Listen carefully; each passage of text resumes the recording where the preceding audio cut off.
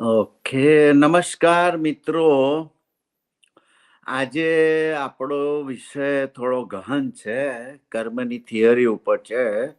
કર્મનો નિયમ કેટલો સાચો, કેટલો ખોટો.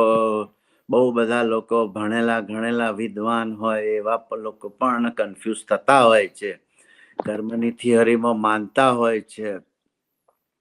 અને એવું પણ જોવા મળે કે આપણે જેને માનતા હોય કે આણે સારા કર્મ નથી કર્યા, એ લોકો જલસા કરતા હોય છે. એટલે એ વિષય ઉપર આપણે થોડી ગહન ચર્ચા કરીશું. ને આજના ગેસ્ટ છે પ્રદીપ કુમાર રાઓલ. પ્રદીપ કુમાર રાઓલે MSc ફિઝિક્સ અને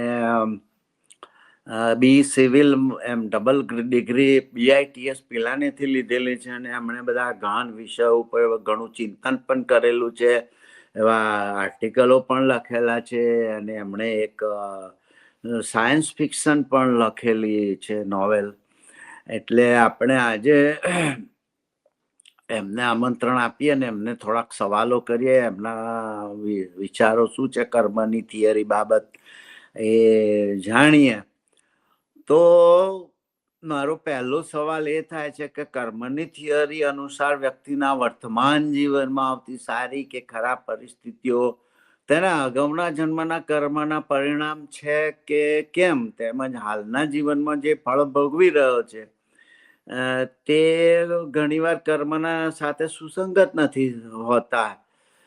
તો પછી આ જીવનમાં તે વ્યક્તિની મુક્ત ઈચ્છા, ફ્રી વિલ કેટલી અસરકારક છે એ વિશે આપણે થોડું જાણીએ એમની જોડેથી. પ્રદીપસિંહ રાઓલ. હા, નમસ્કાર. હવે જે અગાઉના જન્મની વાત થઈ, તો એ પ્રમાણે આપણે પુનર્જન્મમાં માનવું પડે. જો અગાઉના કર્મો સાથે કે ભાઈ અગાઉના જન્મમાં સારા કર્મો કર્યા હોય તો આ જન્મમાં સારું ફળ ભોગવવા મળે, એવું સંત મહાત્માઓ પણ કહેતા હોય છે. તો પછી જો અગાઉથી જ બધું નક્કી થયું હોય તો ફ્રી વિલ કઈ રીતે, એમ કે હું આજે જે કઈ કામ કરી રહ્યો છું, બરાબર, કે મજૂરી કરી રહ્યો છું, એનો મતલબ ઈ થાય કે ગયા જન્મમાં મેં કઈક એવા કામ કર્યા હશે તો આ મારું જીવન સુખી નથી, સંઘર્ષમય પસાર થાય છે. તો હું આ જે વસ્તુ છે એમાં હું માનતો નથી. અને દેખીતી રીતે જે એક પછી માની લેવું પડે કે સાબિતી વિના કે પૂર્ણ જન્મ હોય છે, અગાઉના કર્મ હોય છે. અને એમાં માનીએ તો પછી સ્વર્ગ નર્કની કલ્પના પણ એમાં પણ આપણે માનવું જોઈએ કે જે બતાવવામાં આવ્યું છે પુરાણોમાં, શાસ્ત્રોમાં, કે ખરાબ કર્મ આ જીવનમાં કરશો તો પછી તમારે નરકમાં જવું પડશે. નરકમાં જઈ અને ત્યાં યાતનાઓ વેઠવી પડશે. તેલનો મોટા મોટા ઓલા હોય તપેલાઓ, એમાં તમને ઉકાળવામાં આવશે, આવી બધી.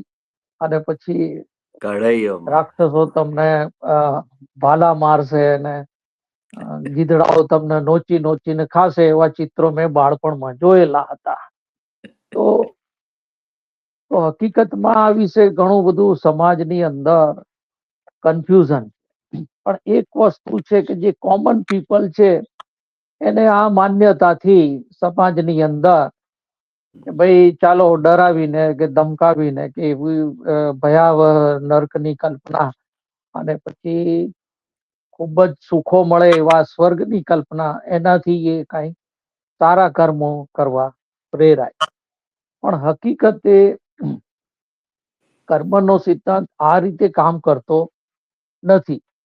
જીવનની અંદર તમે જોયું હશે કે, અને લોકોના મનમાં પ્રશ્નો બી થાય છે કે ગુંડાઓ, ડાકુઓ, લૂંટારાઓ ભ્રષ્ટાચારથી અઢળક સંપત્તિ ભેગી કરી, દાણચોરી, ડ્રગ્સના વેપાર કરી અને બિલિયનર્સ બની અને અબજોની સંપત્તિમાં અડોટતા હોય છે અને જાત જાતના સુખો ભોગવતા હોય છે. મોંઘી મોંઘી ગાડીઓ, મોંઘા મોંઘા સ્વિમિંગ પુલ, બંગલાઓમાં. તો આ બધી વસ્તુ અ, કર્મના સિદ્ધાંત સાથે કઈ રીતે મેચ કરવી? સામાન્ય માણસનો તો કે હું તો ભાઈ સાદગીથી જીવું છું, સવારે ઉઠીને ભગવાનની પૂજા કરું છું, તો સત્ય બોલું છું, ભ્રષ્ટાચાર કરતો નથી, તો મારું જીવન કેમ આ ગરીબાઈમાં વીતે છે? મને કેમ જાત જાતના રોગો થાય છે? મને કેન્સર થયું, મને ડાયાબિટીસ થયું, મેં કોઈ પાપ કર્યા નથી. તો obviously it's a very confusing.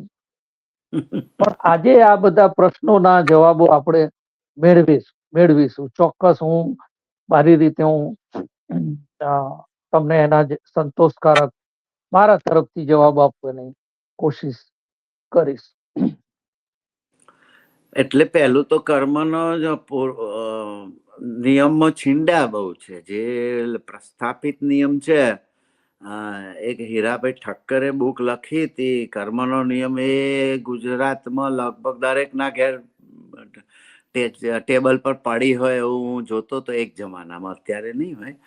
તો એમાં સંચિત કર્મોની વાત ચાલતી હોય કે બધા જૂના જન્મોના કર્મો સંચિત થાય ને કઈ પેટી ભેગા થતા હશે, આઈ ડોન્ટ નો.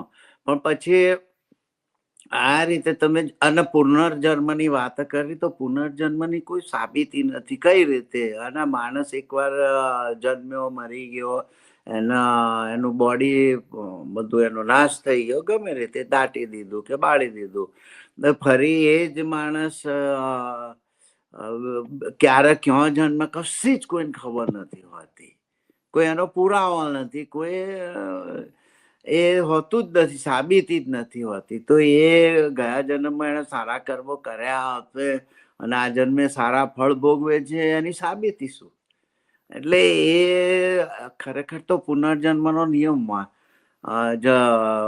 મને તો માનવામાં આવતો જ નથી. અને આપણા હિન્દુ ધર્મ સિવાય બીજા તો કોઈ માનતા નથી. જે મોટા ભાગની જે વસ્તી છે, ક્રિશ્ચિયાનિટી ને ઇસ્લામ, એ તો આવી રીતે આપણે જે માન્ય છે એવી રીતે પુનર્જન્મમાં માનતી જ નથી. તો બહુમતી પણ એ રીતે માનતી નથી. તો આપણે એ રીતે કઈ રીતે સાચા હઈએ?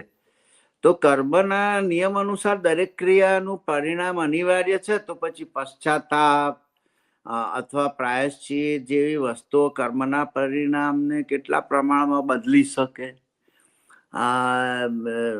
એ વિશે થોડોક પ્રકાશ પાડો. હા, એટલે પેલા જે પ્રથમ પ્રશ્નનું જરા એનો ઉત્તર આપી દઉં કે હા, વિસ્તારથી, કે જે પુનર્જન્મની થિયરીમાં અને સારા કર્મો કર્યા હોય તો સ્વર્ગ મળે, નર્ક મળે, એ બધી આખી એક માનવાની વાત છે. અને ઈ જયારે માની લેવામાં આવે છે ત્યારે જ આ કન્ફ્યુઝન પેદા થાય છે કે આ માણસ તો ખૂબ ખરાબ કર્મો કરી રહ્યો છે. મેં જે દાખલા આપ્યા, તો અબજોનો ડ્રગ્સનો વેપાર કરી અને અઢળક સંપત્તિ, તો ઈ સુસંગત કઈ રીતે થાય? ત્યારે જયારે સંત મહાત્માઓ એવી દલીલ લઈ આવે છે કે ગયા જન્મમાં એને પુણ્ય કર્મ એ ભોગવી રહ્યો છે. ગયા જન્મના સારા કર્મોનું ફળ અત્યારે રાજસી ઠાઠ ભોગવી રહ્યો છે. અને આ જન્મમાં જે ડ્રગ્સ નો વેપાર ને જે બધું ભ્રષ્ટાચાર કરે છે, 200-500 કરોડ રૂપિયા કમાઈ લીધા છે, તો અને હત્યાઓ, બળાત્કાર ને આવું બધું કર્યું છે, એનું ફળ એ આવતા જન્મમાં ભોગવશે. એવી રીતે એક્સપ્લેનેશન આપે છે. જો આ થિયરીઓ જ ખોટી હોય તો પછી આ એક્સપ્લેનેશન તો વ્યાજબી ઠરે નહીં. હા, ઠરે. હવે એનો પાછો વિગતે જવાબ પછી આપીશ, પણ જે તમે પશ્ચાતાપની ને એની વાત કરી, તો એ ચોક્કસ પશ્ચાતાપથી કઈ પરિણામ બદલી શકાતું નથી. કારણ કે આપણે એક કર્મ કરી લીધું તો એની આપણે જે કોઈ પરિણામ છે, સારા નરસા, એ ભોગવવા જ પડે. અને અહીંયા જયારે પશ્ચાતાપનો આપણે મુદ્દો ઉઠાયો, એનો મતલબ કે તમે કોઈ ખરાબ કૃત્ય કર્યું છે, કોઈની હત્યા કરી નાખી છે, તો એમાં તમે રિપેન્ટન્સ કરો છો, પશ્ચાતાપ કરો છો, પ્રાયશ્ચિત કરો છો, તો એનાથી પરિણામ નથી બદલાતું, પણ એક મનોવૈજ્ઞાનિક ફાયદો જરૂર થાય છે કે તમારે એક જીવન સુધારવાની એક તક મળે છે કે ભાઈ હવે હું આવા બધા ગંદા ખરાબ કામો નહીં કરું. રાઈટ. બીજું કે તમે જે ગિલ્ટી કોન્શિયસ છે એ તમારા જીવનમાં એક નેગેટિવિટી ઊભી કરે છે કે મારા કારણે આ થયું, મારી ભૂલના કારણે આ મેં એક ખરાબ કામ કરી નાખ્યું. એનાથી તમારી જીવનમાં એક બ્રેક લાગી જાય છે. તમારું માઇન્ડ એ જ ચક્કરમાં ફસાયેલું રહે છે. For your hall life you will keep on feeling guilty. એટલે એક અવરોધક છે. જ્યારે તમે તમારી ભૂલ સ્વીકારી લો મનની અંદર, કા મેં કામ કર્યું છે અને હવે પછી નહીં કરું, ખોટું કર્યું, ત્યાંથી તમારે સુધરવાની તક મળે. That's all. બાકી કરેલું જે કર્મ છે એની તો સજા તમને એક યા બીજી રીતે મળતી જ રહે. અને માનસિક પરિતાપ તમે કેટલો બધો વેઠો છો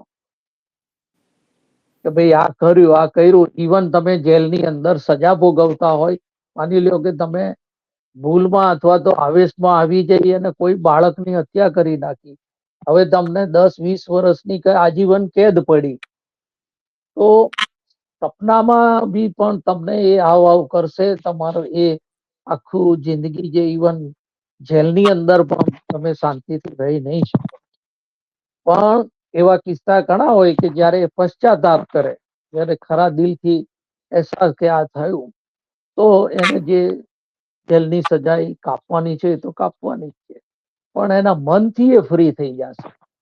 ગિલ્ટી કોન્શિયસ આ એક છે. હવે ઘણી વાર કે મારી ખાસી હું થોડુંક જુદી રીતે માનતો હોઈ શકું કે ભાઈ ઘણા સાધુ મહાત્માઓ કહેતા હોય છે ત્યારે હું દલીલો કરતો હોઉં છું કે માનો કે કોઈ નાની બાળકી ઉપર બલાત્કાર થાય છે, આ લોકો કહેતા હોય છે કે તમારે ગયા જન્મના કર્મ ભોગવવા પડે ને એવું વાતો કરતા હોય છે. તો પછી આ કોર્ટ કચેરીની બધાની જરૂર શું છે એવું હું ઘણી વાર કહેતો, દલીલ કરતો હોઉં છું. માનો કોઈ નાની બાળકી ઉપર બલાત્કાર થાય છે તો તમે પછી એને શું કરવા કોર્ટમાં જાઓ છો ભાઈ? એને જો તમે ગયા જન્મની વાતો કરો, આપેલું છીંડું છે એના વિશે હું આવ્યો પાછો કે તમે ગયા જન્મમાં એ દીકરી અથવા જેણે એને શું ગયા જન્મમાં કોઈની ઉપર બલાત્કાર કર્યો હશે એટલે આ વખતે એના ઉપર બલાત્કાર થઈ ગયો. તમારી સાધુ સંતોની થિયરી મુજબ તો એવું થાય. તો પછી કોર્ટોમાં જવાની જરૂર જ શું છે? જેને થતું હોય થવા દો. તમે શું કરવા એને પકડો છો ને સજા કરો છો? ગયા એટલે એની અંદર જન્મ ભોગવી લીધા તો તમે કોર્ટમાં શું કરવા લઈ જાઓ છો? એટલે એ ખોટી થિયરી છે. એ રીતે હું કાયમ કહેતો હોઉં છું. એ વિશે શું કેવું તમારું? એટલે એમાં એવું છે કે એક તો થઈ ગઈ કે ધાર્મિક થિયરીઓ, રાઈટ, અને એના જે મોરલ કોડ્સ હોય છે, કન્ડક્ટ હોય છે, કે શરૂઆતમાં જયારે હોમોસેપિયન્સ તરીકે ધીરે ધીરે માનવ મનનો વિકાસ થયો, ત્યારે એ જમાનામાં આજનું જે 5 વર્ષનું બાળક હોય એટલી એમની બુદ્ધિ હશે જે તે સમયે. ને ત્યારે જયારે ધીરે ધીરે ભાષાનો પછી વિકાસ થયો, તો પછી એક મોરલ કોડ ઓફ કન્ડક્ટ નાખવામાં આવ્યા, એક સોસાયટીને ઓર્ગેનાઇઝ વેમાં કામ કરવા માટે. ક્રિશ્ચિયાનિટીમાં આપણે 10 કમાન્ડમેન્ટ છે, આપણે પછી જે મનુસ્મૃતિમાં છે, બીજા નીતિ સૂતક ને એવા બધા જે શાસ્ત્રો રચાણા, એ નથિંગ બટ કે it's an attempt to put some moral code in the society, જે આજના જીવન સાથે સુસંગત ના હોય. અને ત્યારે લોકો માને એટલે એક મિથની કલ્પના કરવામાં આવી. અને હમણાં હું જે બુક વાંચું છું, હોમો જે કહેવાય સેપિયન્સ, નોવલ યુવલ હરારીની, એમાં એને આપ્યું છે કે જે માણસની પ્રગતિ ત્યારે થઈ જ્યારે મિથ બનાવતો થઈ ગયો, કાલ્પનિક વાર્તાઓ, કાલ્પનિક ભગવાનો. એ પછી જ એનામાં ધીરે ધીરે વિકાસની એક લાર્જ પોપ્યુલેશન સંગઠિત થઈને કામ કરતા શીખ્યું. નહીં તો 10-15 જણા જ ગ્રુપમાં રહીને કામ કરતા હતા. એટલે આ myth has a very big role in our development, કે આવા મીથોથી આખા સમૂહો, કિંગડમો, રાજાઓ અને મોટા મોટા દેશો એક સમૂહ તરીકે ઓર્ગેનાઇઝ કામ કરતો. હવે આપણે વાત કરી કે રિલિજિયસ, જે તમે વાત કરી કે ભાઈ કયા જન્મમાં શું એને એ કર્યું એટલે આ જન્મમાં એના ઉપર બળાત્કાર થયો, તો એ તો પેલી વાત તો આપણે નકારી કાઢી કે ઈ બધે એક મિથ છે, ઈ મોરલ કોડ, ધાર્મિક મોરલ કોડ છે. અને જ્યારે એડવાન્સ થયા એટલે આપણે જોયું કે એ સિસ્ટમ ઇફેક્ટિવ નથી. એટલે આપણે ઇન્ડિયન પિનલ કોડ બનાવ્યો અને વિશ્વમાં દરેક દેશોએ એમના રૂલ્સ અલગ જે કાયદા કાનૂનના રૂલ્સ બનાવ્યા કે તમારે પૂર્વજન્મની કે હવે જન્મ લઈને ફળ ભોગવશો એની રાહ નથી જોવાની. You have committed murder now in this life, so you will get 10-20 years of jail or a death sentence. Right. મૃત્યુ દંડ સુધીની પણ સજા મળશે. અને તમામ દેશોના નાગરિકોએ આ સ્વીકાર્યું.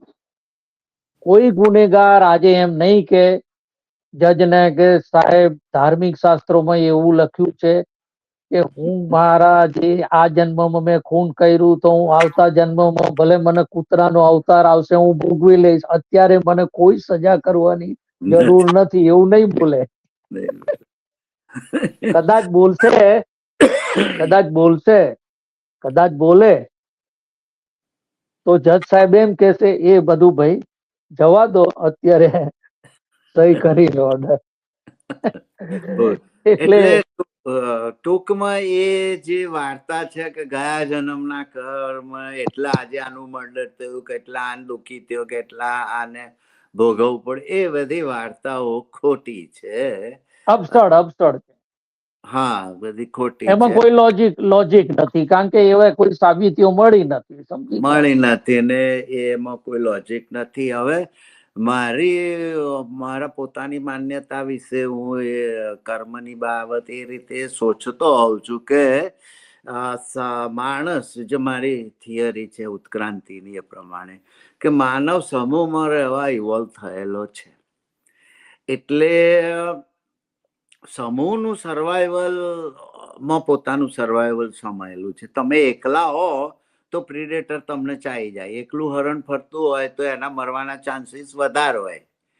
પણ 5-10 કે 25 કે 5,000 ગાયોના ભેંસોના ટોળામાં કોઈ ચરતું હોય તો એનો સર્વાઈવલનો ચાન્સ વધી જાય. એટલા માટે સમૂહમાં રહેવું. અને સમૂહમાં રહેવા માટે પછી થોડાક નિયમો બનાવવા પડે, કારણ કે પછી સમૂહને તકલીફ થાય એવું કામ તમે ઇન્ડિવિજ્યુઅલી કરો તો સમૂહને જોખમ થાય. એટલે પછી જ્યારે માણસ સમૂહમાં રહેવા ઇવોલ્વ થયો એટલે સમૂહના સર્વાઈવલ માટે કેટલાક નિયમો બનાયા કે પછી તમારા લીધે સમૂહને નુકસાન ના થવું જોઈએ. તો એમાં પાપ પુણ્ય ને કર્મનો થિયરી મને ત્યાં યોગ્ય લાગતી હોય છે કે આપણે નથી, તમે મોરલ કન્ડક્ટની વાતો કરી, આમાં અમુક જગ્યાએ યુનિવર્સલ હોય છે નૈતિકતા, આપણે ગુજરાતીમાં કહીએ તો નૈતિકતાના નિયમો લગભગ બધા સમૂહોમાં અમુક સરખા હોય છે કે ભાઈ ચોરી, આપણે ગાંધીજી ના કહેતા ચોરી ના કરવી ને એવું બધું, સંગ્રહ ના, સત્ય અહિંસા, ચોરી ન કરવી, વણ જોઈતું ના સંગરવું. આ જે વાતો છે કે ભાઈ સાચું બોલવું, ચોરી ના કરવી, કારણ કે તમે સમૂહમાં ચોરી કરો તમારા જ સમૂહમાં તો નુકસાનકારક છે, તો પછી એની સજા કરો. તો એ રીતે બે લેવલે છે. હા, એટલે શરૂઆતમાં જયારે સિવિલાઇઝેશન બનતા હતા અને મોટા મોટા નગરો વસતા હતા ત્યારે તો કાયદા કાનૂન હતું નહીં. જયારે એવા એટલે એ સમયે અને એ સમયના અમુક નિયમો તમને અત્યારે ગેરવ્યાજબી બી લાગે, વધુ પડતા ખરાબ બી લાગે, પણ ત્યારે જે તે સમયની જરૂરિયાત હતી. હવે અને આપણે પણ જયારે કોન્સ્ટિટ્યુશન બનાવ્યું, નિયમો બનાવ્યા, તો દર વર્ષે એમાં સુધારા વધારા કરતા રહીએ છીએ. યા અત્યારના લોસમાં પણ સુધારા વધારા થતા હોય થતા છે. આપણે કેટલા બધા નવા નવા નિયમો બદલાતા જે ડ્રેકોનિયન લાગતા હોય જૂના જમાનામાં. એટલે એટલે હું કહેતો લાઈફ ઇઝ હતો કે ઓલવેઝ ચેન્જિંગ. સમૂહને તકલીફ થાય એવું તમે કરો એ પાપ. યસ, તમારા પોતાના સમૂહ પૂરતું, અને તમારા પોતાના સમૂહને અનુકૂળ આવે, સર્વાઈવલ માટે અનુકૂળ આવે એવું કામ કરો એ પુણ્ય. બાકી પાપ પુણ્ય જેવું ખાસ હોતું નથી, પણ તમે તમારા સમૂહને જ લાભ થાય અને એને સર્વાઈવલમાં સપોર્ટ થાય એ પુણ્ય. અને એના વિરુદ્ધ એટલે ઘણી વાર શું હોય છે કે આપણા સમૂહમાં અલગ નિયમ હોય અને બીજાના સમૂહમાં અલગ નિયમ હોય. કારણ કે આપણે માનો કે સમજે કે કોઈ જૈન સમાજ હોય તો એના માટે નોનવેજ ખાવું પાપ છે, કારણ કે એમણે એક નિયમ બનાવી દીધો. પણ એ પાપ બીજા સમૂહ વાળા આરામથી કરતા હોય છે. આજે અરબ કન્ટ્રીઝમાં નથી કે અમુક ગુના કરવામાં સીધી મૃત્યુદંડની સજા થાય, હાથ કાપી નાખે, આવું બધું હોય દરેક દેશોમાં. એટલે કર્મના નિયમ સાથે પાપ પુણ્યની વ્યાખ્યાઓ પણ જોઈન્ટ હોય છે, મિક્સ હોય છે કે ભાઈ તમને પાપ ને પુણ્ય જે કર્મ, પાપ અને પુણ્ય. વોટ ઇઝ પાપ? દુષ્કર્મ. અને વોટ ઇઝ પુણ્ય? સત્કર્મ. કર્મ સારા કામો. એટલે એને એ રીતે જ પેલા શબ્દો આ વપરાતા, હવે આ શબ્દો વપરાય છે. અને એની સાથે પછી જે રિઝલ્ટ મળે એની સાથે સ્વર્ગ નર્કની કલ્પના જોડી દીધી.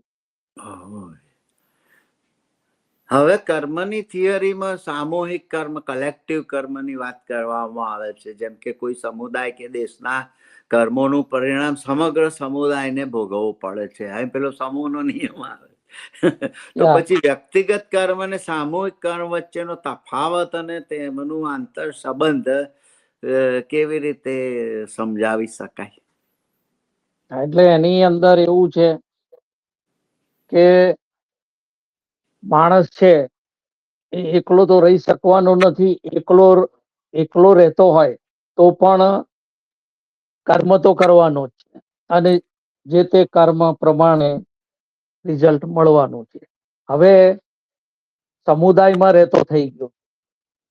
હવે માની લ્યો કે સામૂહિક કર્મ એવું આપણે ગણી શકીએ, બહુ સિમ્પલ, કે આખો દેશ ભેગો થઈ અને કોઈ એક નેતાને ચૂંટે અને એ નેતા ખરાબ નીકળે, મૂર્ખ નીકળે અથવા તો તાનાશા નીકળે તો એ બધાને ફળ ભોગવવું પડશે. અને એને ઇન્ડિવિજ્યુઅલી પણ ભોગવવું પડશે, કારણ કે એવા નિયમો નાખશે કદાચ એને રસ એવું હોય પકડીને મૃત્યુદંડ પણ દઈ દે, કે જરા વિરોધનો અવાજ કર્યો તો મૃત્યુદંડ પણ દઈ દે. એટલે એ રીતે આખું જે વિશ્વ છે, તમારા જે પ્રશ્નનો જવાબ આખો જે બ્રહ્માંડના નિયમ સાથે સંકળાયેલો છે, કે we are all interconnected and interdependent. અને એનો સૌથી સરસ દાખલો હું કાયમ આપતો હોઉં છું કે ચાઇનામાંથી એક વાયરસ આવ્યો, કારણ કે ચાઇના સાથે આપણે જોડાયેલા છીએ વ્યાપારિક સંબંધો કે અવર જવરના સંબંધોથી. તો અહીંયા પણ દુનિયાભરના દેશોમાં એ વાયરસે તબાહી મચાવી દીધી. That is called interconnectedness. Now I will explain interdependence. કોઈ કુટુંબમાં એક મોભી છે, પિતા કમાય છે, માતા પિતા બંને કમાય છે, અને બાળકો નાના નાના ભરણ પોષણ એનું કરે છે. અચાનક પ્લેન અકસ્માતમાં માતા પિતા મરી ગયા અથવા તો કોઈ એક્સિડન્ટમાં મરી ગયા, તો આખું બાળકોનું ભવિષ્ય ચેન્જ થઈ જશે. કોણ સપોર્ટ કરશે? That is called interdependence. કારણ કે આપણે જોડાયેલા છીએ. બરોબર. તમે બહુ સારા માણસ છો, બધી જ રીતે ટ્રાફિકના નિયમોનું પાલન કરો છો, બહુ શાંતિથી ગાડી ચલાવી રહ્યા છો, અને સામેથી ધમધમાટ ફૂલ સ્પીડે કોઈ ઢીંચીને તમારી ગાડીને ઠોકર મારી, તમે પતી ગયા. પતી ધેટ ઇઝ કોલ ઇન્ટરકનેક્ટેડનેસ. તમારો કોઈ વાંક નથી. ના કોઈ વાત અને આને પાપ પુણ્ય કે કઈ કર્મના સિદ્ધાંત સાથે કઈ લેવા દેવા નથી.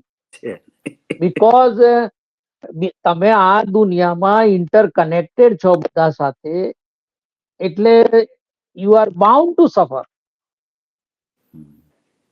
આ સિદ્ધાંત સમજવાની જરૂર છે. અહીંયા કર્મનો સિદ્ધાંત સાથે કોઈ લેવા દેવા નથી. ત્યારે આપણે શું તરત જ કનેક્શન કરી લઈએ કે ગયા જન્મમાં આમ કર્યું હશે એટલે આ જન્મમાં વગર વાંકે મરી ગયો તો મારો પગ Excuse. કપાઈ ગયો. હા હા, એક્સક્યુઝ મળી જશે મળી જાય કે ગયા જન્મમાં આમ કર્યું હશે, મારો આ એક્સિડન્ટ થયો ને પગ કપાઈ ગયો. ના, નથિંગ રિલેટેડ. તમે ખાલી અહીંયા હાજર છો એ જ તમારો ગુનો. ગુનો. અને બહુ સરસ તમને ગીતામાંથી ઉદાહરણ આપું. ગીતામાં કૃષ્ણએ કીધું છે કે ફળ કર્મ કરવાનો જ તારો અધિકાર છે, ફળનો અધિકાર નથી, ફળની આશા નહીં રાખતો. કીધું છે કે નહીં? If I M right? યા કીધું રાઈટ. એનો મતલબ શું? યા એનો મતલબ એ કે કૃષ્ણ બતાવી રહ્યા છે કે because you are interconnected, interdependent, ફળ કદાચ તારા હાથમાં આવે નહીં. It is not guaranteed. Guarantee. તું ગમે એટલું સારું પેપર લખીને આવ્યો હોય પણ કોઈ એવો આવે કે તારા બધા ચોકડા મારીને જતો રહે. રાઈટ. ખરી તમે ઘરમાં પડ્યા શાંતિથી રે, બહાર નીકળતા ના હો પણ ગમે ત્યાંથી વાયરસ તમારામાં આવી જાય, તમારે ભોગવવાનું. ભોગવવું. યપ. એટલે આના કારણે બહુ સર કે જે આજે કે ભાઈ ફળ મળશે જ, ગેરંટીડ નથી. મળે ખરા, ના મળે. ના પણ એક જનરલ ગાઈડલાઈન આપી કે તમે મહેનત કરતા રહેશો તો આજે નહીં તો કાલે મળશે. અને કદાચ ના પણ મળે, આખી જિંદગી પણ ન મળે. બીકોઝ આખું વર્લ્ડ અનપ્રેડિક્ટેબલ. અનપ્રેડિક્ટેબલ.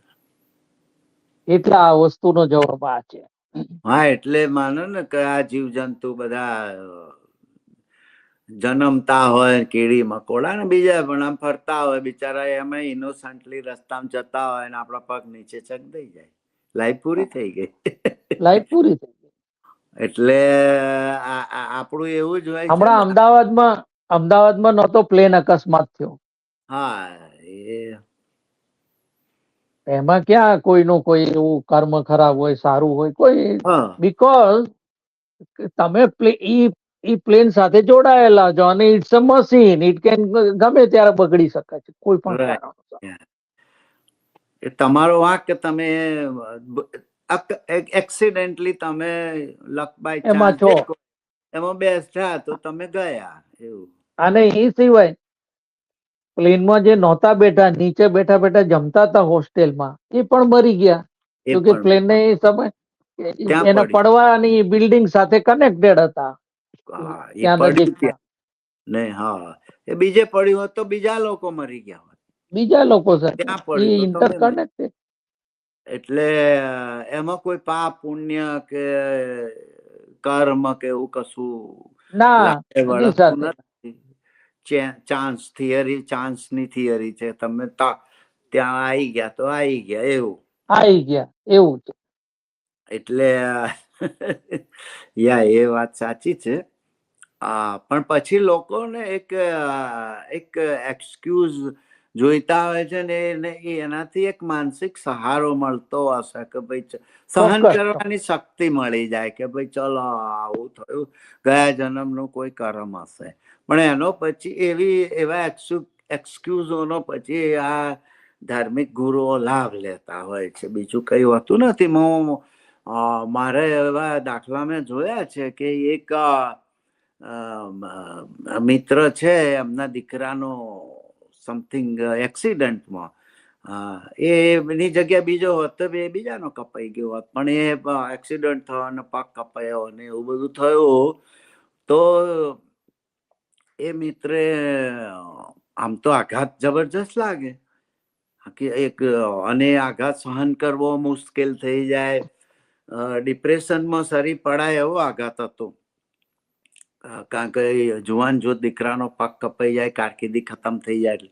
પણ એમણે એક્સક્યુઝ એવું કાઢ્યું કે એના ગયા જન્મના કર્મ એવા હશે એટલે ગયા જન્મના કર્મ ઓછા થયા. એટલે એમણે એનું પોઝિટિવ રીતે લીધું કે ભાઈ ગયા જન્મના એના પાપ કઈ હશે તો ઓછા થયા, ભગવાને બચાવી લીધો એમ કરીને એ નોર્મલ થઈ ગયા અને નોર્મલ રૂટીન લાઈફમાં આવી ગયા. બાકી બીજાને આઘાત લાગે અને કદાચ સાયકોલોજીસ્ટ નો કાઉન્સેલિંગ કરવું પડે એ ટાઈપનો કેસ હતો. પણ આ થિયરી એમને એટલે જ આપણે જે કીધું છે ને કે ભાઈ જે કઈ થાય અથવા તો ઈશ્વર જે કઈ કરે સારા માટે કરે, એ એટલે રીતે એ રીતે એક માનસિક બહુ ફાયદો થાય. હા, હવે વિવિધ ધર્મો જેમ કે હિન્દુ ધર્મ, બૌદ્ધ ધર્મ અને જૈન ધર્મમાં કર્મની થિયરીની વ્યાખ્યા અને અર્થઘટન અલગ અલગ છે. તો પછી આ થિયરીની સાર્વત્રિક સત્યતા કેટલી માન્ય, યુનિવર્સલ ટ્રુથ આપણે કહીએ તો કેટલું માન્ય છે? હવે આપણે હિન્દુ ધર્મની તો ખાસી ચર્ચા કરી, બૌદ્ધ ધર્મની અંદર તો એક માનસિક પ્રક્રિયાની રીતે જ આ છે. એટલે કર્મને સિદ્ધાંત જો આપણે એક સાર્વત્રિક યુનિવર્સલ સિદ્ધાંત તરીકે માન્ય રાખીએ તો આપણે ફોર્સિસ ઓફ નેચર ઉપર જવું પડે અને અવર ચોઇસીસ ઉપર જવું પડે, રાઈટ? ઘણી વાર આપણે એવી ચોઇસીસ કરતા હોય કે એનું ફળ અલગ રીતે આવતું.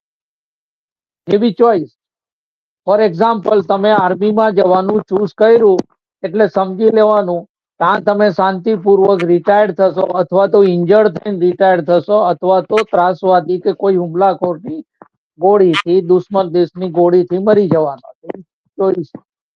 ચોઈસ તમારી ચોઈસ ના કારણે એ નક્કી થઈ ગયું, રાઈટ? આ પોસિબિલિટી, બરાબર.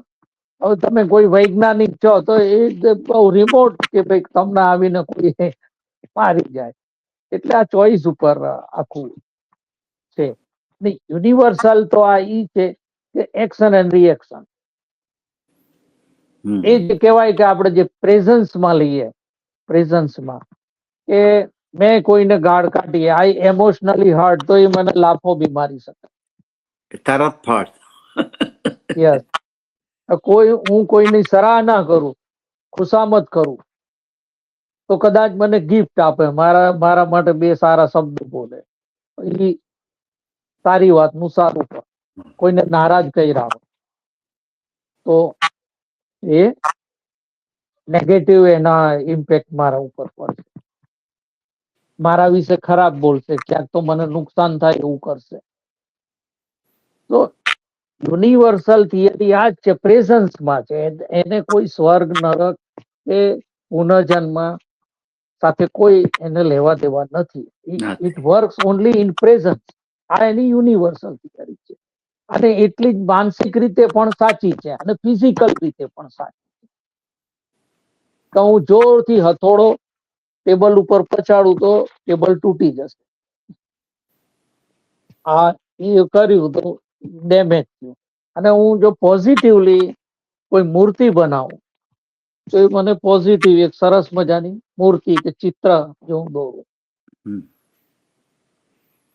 એટલે તમારું positive thinking, good thinking will result in good work and satisfaction, enjoyment. તમે કોઈની આખો દિવસ ઈર્ષા કરતા હો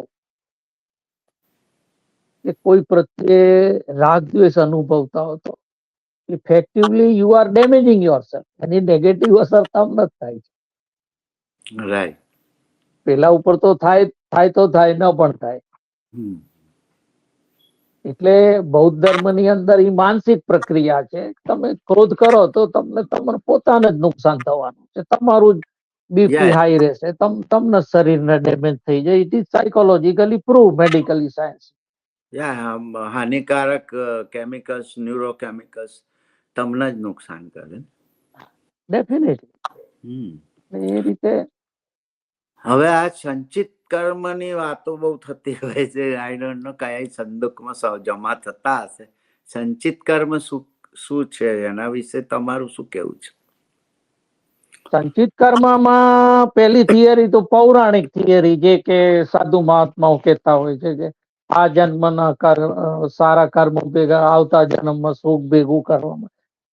That way I don't believe in that. બરોબર. માની લો કે તમે લોઅર કેજી થી લઈ અને 12 ધોરણ સુધી ભણ્યા, પછી 4 વર્ષ તમે 5 વર્ષ ડિગ્રી માટે લીધા, તો એ આખું જે તમે અભ્યાસમાં જે મહેનત કરી એ સંચિત કર્મ થયું અને એના ફળ રૂપે તમારા હાથમાં એક ડિગ્રીનું કાગળિયું આવશે અને ધેટ ઇઝ એ સંચિત કર્મ રિઝલ્ટ. અને એ ડિગ્રીના કારણે તમને જોબ મળશે. તો આ સંચિત કર્મ થયું. બીજો ફિઝિકલ રૂપે દાખલો આપું તો તમે એક કૂવો ખોદી રહ્યા છો, રોજ કૂવો થોડો માલ કાઢો છો, મતલબ 5-10 જણા ભેગા થઈને કે તમે પોતે 50 ફૂટ નીચે ગયા, કશું પાણી ના આવ્યું, 70 ફૂટ ગયા અને પછી એક ત્રિકમ જે છેલ્લો માર્યો તો પાણી ફૂટ્યું. તો એ જે છેલ્લો ત્રિકમ માર્યો એનાથી પાણી નથી આવ્યું. એના પહેલા અગાઉ જે લાખો ત્રિકમ માર્યા અને કેટલાય ઘન ફૂટ માટી કાઢી, ઈ કર્મ ભેગું થઈને તમને આ છેલ્લા ત્રિકમ આવ્યું. બરોબર. That is called સંચિત કર્મ, પણ effective only in this world. એ ગયા જન્મનું ના એને કોઈ લેવા દે. તમે કોઈ માણસને રોજ પરેશાન કરો છો, એ ચૂપ રહે છે. એક દી તમારા ઉપર હુમલો કરશે તો એ સંચિત કર્મ છે. એ સંચિત કર્મ ભેગું થયું, એ એક દાડો લાફો પડ્યો અથવા તો મર્ડર બી થઈ જાય. બીજું કે હજારો વૈજ્ઞાનિકો રાત દિવસ મહેનત કરી 20 40 વર્ષ આપી અને જે આજે આપણે ટેકનોલોજી ને એના ફળ ચાખી રહ્યા છે, એ સંચિત કર્મનું ફળ આપણે ભોગવી રહ્યા છીએ. કર્મ એને કર્યું, ભોગવી આપણે, બીકોઝ વી આર ઇન્ટરકનેક્ટેડ. અને એવી રીતે ખરાબ કર્મનું પણ ફળ ભોગવીએ. કોઈ એવી થાય શોધો કે એનું અણુ પાવરની જે શોધ થઈ ન્યુક્લિયર, તો એનું કદાચ આપણે કોકે શોધ્યું, મિસાઇલ્સ બનાયા, આપણે તો નથી બનાયા. આપણે આ જે પૃથ્વી ઉપર રહીએ છીએ એટલે કદાચ અણુ બોમ્બ થી, અણુ મિસાઇલ થી મરવાનો વારો આપણને પણ આવી શકે છે.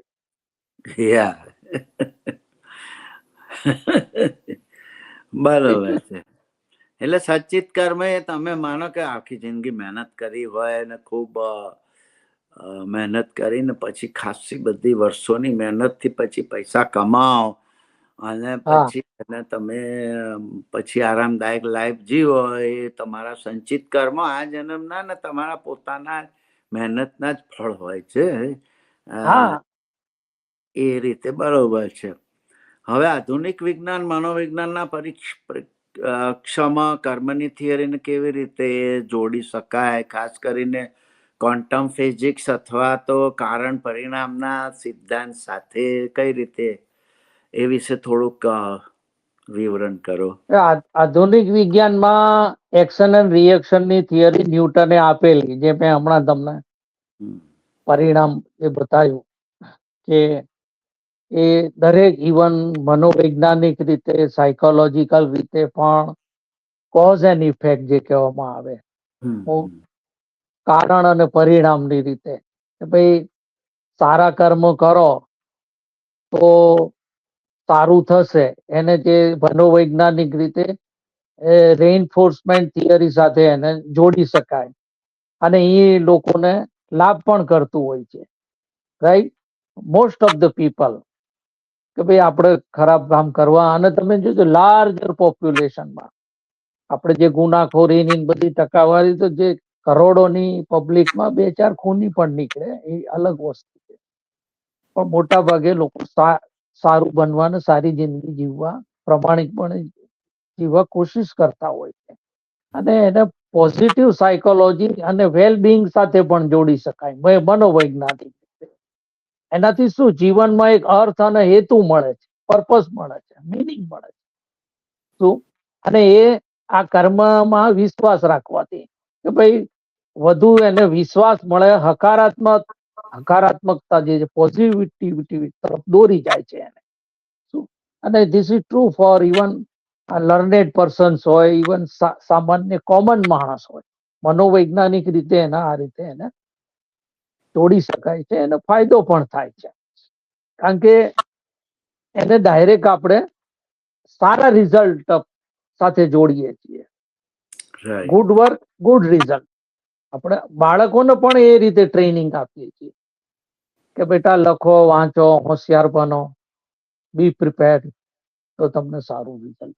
આપણે કોઈથી બાળકોને એમ નથી કહેતા કે તું તારે લેસન ના કર, સ્કૂલે ના જા, પડ્યો રે અને તું એન્જોય કરીશ લાઈફમાં. એટલે એને એક પર્પઝ આપે કે ભાઈ કીપ ઓન પ્રેક્ટિસિંગ. ક્રિકેટ હોય, ગમે તે હોય, કાલે હું કદાચ અલ્કારેઝ બની શકું, ફેડરર બની શકું, તેંડુલકર બની શકું. એક પર્પઝ આપે છે, એક મિનિંગ ટુ લાઈફ આપે છે, એક મકસદ આપે છે. તો એ રીતે આ મને અને કોગ્નેટિવ સાયકોલોજી છે એની સાથે પણ આપણે જોડી શકીએ છીએ. એનો જે વિશ્વાસ છે, વર્તન છે, એની સાથે એને જે કહેવાય શાંતિ અને સુખ મળે છે. તો તે પ્રમાણે પણ આની એક કનેક્શન છે. એટલે આ રીતે કર્મની થિયરી ખૂબ સચોટ છે. પણ જે આપણે એના વિશે જે બધી ગેરધારણાઓ હતી, એને શું કહેવાય કે જે મિસકન્સેપ્શન અને જેને ખોટી રીતે જોડી દેવામાં આવ્યું હતું. વ્યાખ્યાઓ. હા. અને એ રીતે જે આપણે એનાથી એક વૈજ્ઞાનિક અભિગમ અપનાવીને આપણે જે કહેવાય ને સાયકોલોજીકલી, અને જે આપણે જે કહેવાય કે જે તમે જે વાત કરી ક્વોન્ટમ ફિઝિક્સ, તો ઈ સાથે જે મેં સિદ્ધાંત જે કહ્યો ઇન્ટરકનેક્ટેડનેસ અને ઇન્ટરડિપેન્ડન્સ, એની સાથે પણ આનું કનેક્શન છે. એટલે એ રીતે કર્મની થિયરી સાચી છે, પણ સમયાંતરે લોકોમાં એમાં જે કોઈ પણ સિદ્ધાંત હોય, આજે એને કઈ ના સમજાય એટલે એને જુદી રીતે પછી એને જોડી દે. અને એના કારણે ઘણી વાર સારા માણસો પણ ઓલું ફીલ કરતા હોય છે કે હું તો ભાઈ ઓનેસ્ટી થી જીવ્યો, પણ દુઃખ ભોગવું ના. એના આ કોઈ એની સાથે લેવા દેવા જ નથી. શરીરનું એક તમે ગમે એટલા સારા કર્મો કરતા હો, આ એક શરીરનો ધર્મ હોય છે. જો તમે વાયરસ, બેક્ટેરિયા કે એવું ખામી આવી જાય તો એ નુકસાન કરી શકે છે. અને એ પણ કર્મની થિયરી સાથે સુસંગત છે. તમે એની સાથે ના જોડો. તમારું બોડી એટલું ઇમ્યુનિટી ઓછી છે, એટલે તમને તમારા ઉપર રોગ હાવી થઈ ગયો. બીજું કોઈ કારણ નથી. તમે કોઈ એવા પાપ નથી કર્યા. એટલે ટૂંકમાં જે કર્મની થિયરી ના કર્મનો નિયમ, ગયા જન્મના કર્મ, એ બધું ખોટું ઘુસાડવામાં આવેલું છે કે ગયા જન્મના કર્મ ભોગવવા પડે ને એ બધું. કારણ કે એ એક જાતના એક્સક્યુઝ છે અને એનો ખોટો લાભ બી લેવામાં આવતો હોય છે. મેં ઘણા ધર્મગુરુઓની એ રીતે કે જોયા છે કે ભાઈ જયારે પેલા એમના ભક્તને કે શિષ્યને કશુંક સારું થાય ને, ત્યારે એવું કહેતા હોય છે કે જો આ મારા લીધે થયું, તું મારો ભક્ત છે એટલે તારું આ સારું થાય છે, તારી ધંધામાં પ્રગતિ થાય છે અને પૈસા મળે છે એવું. પણ જયારે એ બિચારો કોઈ તકલીફમાં આવે છે ને કોઈ ભાગીદારી એનું કરી નાખે છે ને એવું બધું થાય અને દુઃખમાં આવે છે, ત્યારે પાછા એ ગુરુ શું કહેતા હોય છે કે જો આ તારા ગયા જન્મના કર્મ ઓછા થયા, ટેન્શન ના કરી, એમ કરીને પછી પોતે છટકી જાય છે. એવું મેં જાતે બધું જોયેલું છે. એટલે એ છટકબારી એટલા માટે રાખી છે કે જે તે વ્યક્તિને કદાચ એ સાધુ મહાત્મા સાચું પણ જાણતા હોય પણ એ સાચું વાત નહીં બોલે, કારણ કે એને માનસિક ગુલામ રીતે એને રાખવાનો હોય અનુયાયી તરીકે. અનુયાયી એટલે તરીકે. એને સતત ભીખ બતાવતા રહેવું પડે. હા, તો એટલે જે અને હા, એ જે એનો શિષ્ય જે કમાતો હોય અને પ્રગતિ કરતો હોય એની મહેનત થી એની મળે મહેનત કર્મથી ફળ મળ્યું હોય, પણ પેલો એનો લાભ એ લે કે મારા લીધે થયું. અને પછી એટલે જયારે એને નુકસાન આવે ત્યારે કે 10-20% ફાળો મળે ને, હા 10-15% દાન મળે ને. દાન મળે ને પછી જયારે નુકસાન આવે તો કે તારા કર્મ ઓછા થયા કે એવું. અમારે એક મિત્ર હતા ને, એ દાખલો દેતા હતા કે એમના સંપ્રદાયના ગુરુ આવે ને એટલે એવું કે થોડું દાન કરો તમારા કર્મ ઓછા થાય, એવું બધું કહેતા. એટલે હું એવું માનતો હોઉં છું કે આમાં કોઈ સરવાળા બાદબાકી હોય નહીં. તમે જે કર્યું હોય તમારે ભોગવવું જ પડે. તમે કોઈને લાફો માર્યો હોય તો તમારે લાફો ખાવો જ પડે. તમે કોઈનું મર્ડર કર્યું હોય તો તમારે સજા ભોગવવી પડે. એમાં સરવાળા બાદબાકી હોય નહીં. અને સંચિત કર્મ એટલે તમે આ જન્મમાં આ પીરિયડમાં તમે જે કર્યું હોય મહેનત એના જ ફળ તમારે ભોગવવાના છે.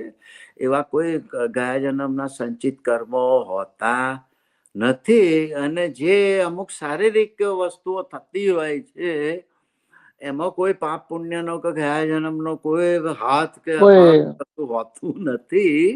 હોતું એ તમારું જીનેટિકલી તમારું બોડી જે રીતે ઇવોલ્વ થયું હોય, ઇમ્યુન સિસ્ટમ જે રીતે તમને મળી હોય એ રીતે થતું હોય છે. એટલે ઘણા બહુ પુણ્યાત્માઓ કેન્સરમાં ગુજરી જતા હોય છે. અને ચોક્કસ. ઘણા કહેવાતા, અસલમાં નહીં પણ કહેવાતા પાપાત્માઓ આખી જિંદગી મસ્ત રહેતા હોય છે. એક મસ્ત દાખલો બી આવતો હતો જોક જેવો, સાચો દાખલો છે કે એક આખી જિંદગી યોગ ને બોગ શીખવાડીને યોગના આસનો કરીને યોગ ગુરુ તરીકે ફેમસ હતા. એ થોડા વહેલા મરી ગયા હતા. અને ખુશવંતસિંહ છેક 99-80 આઈ થિંક 90-99 વર્ષ સુધી પેગ મારીને જીવતા હતા. એટલે એવું કશું હોતું નથી. એનો મતલબ એવો નહીં કે વ્યસનો કરવા.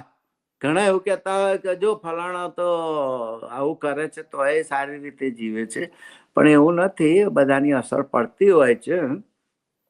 પણ શારીરિક જે તકલીફો ભોગવવી પડતી હોય તમારે જેનેટિકલી, તમારે એમાં કર્મનો કોઈ હાથ હોતો નથી. અને જે અકસ્માત કશુંક થાય છે એ એક ચાન્સ છે કે તમે પ્લેનમાં બેસી ગયા, રૂપાણી સાહેબ બિચારા એક લેટ પડ્યા હોત તો જીવતા હોત. એને એક બેન જીવતી હતી, એક બેન બચી ગઈ હતી, ટ્રાફિકમાં ફસાઈ ગઈ હતી તો એ બચી ગઈ. એમાં કોઈ એના ભગવાન કર્મનો હાથ હોતો નથી. અને જે મર્યા છે એમણે ખરાબ કર્મો કર્યા છે એવું પણ હોતું નથી.